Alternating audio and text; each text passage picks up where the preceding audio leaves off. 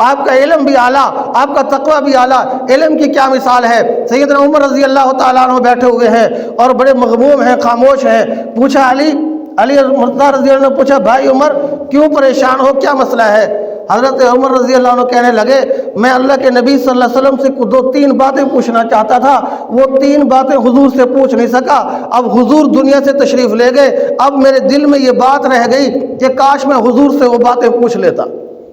حضرت علی مرتضیٰ رضی اللہ عنہ نے فرمایا اچھا مجھ سے پوچھ لو، شاید میں نے پوچھ لی ہوں، شاید میں نے حضور سے یہ باتیں پوچھ لی ہوں۔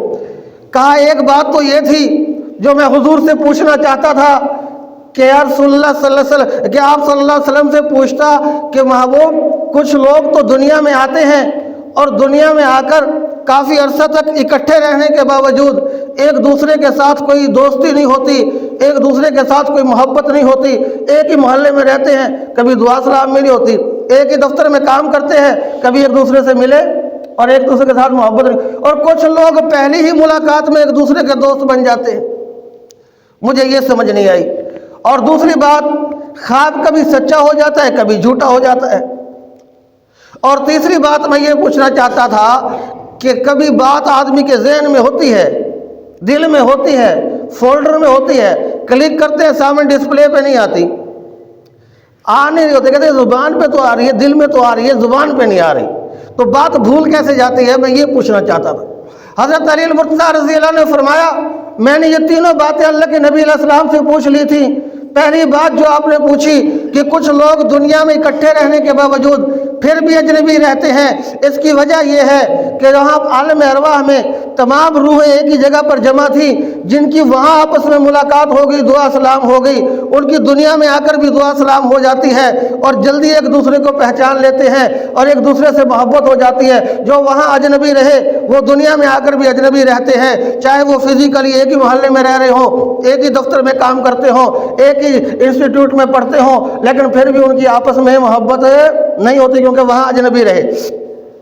رہی یہ بات کہ خواب کبھی سچا ہو جاتا ہے کبھی جھوٹا ہو جاتا ہے، تو خواب ہوتا ہے روح کی سیر، روح جاتی ہے اور عالم بالا کی طرف سیر کرنے کے لیے، اگر تو وہ درمیان سے ہی کہیں سے کچی پکی نیند میں خواب دیکھا اور درمیان سے ہی واپس آ گئی تو اس نے پھر کوئی حق والی بات نہیں دیکھی، کیونکہ وہ حق والے مقام پر نہیں پہنچی تھی، ملائے اعلیٰ میں اوپر نہیں پہنچی، بلکہ درمیان سے ہی ادھر ادھر بھٹک کے واپس آ گئی، اس لیے یہ خواب جھوٹے ہو جاتے ہیں۔ اگر کوئی روح نکلے اور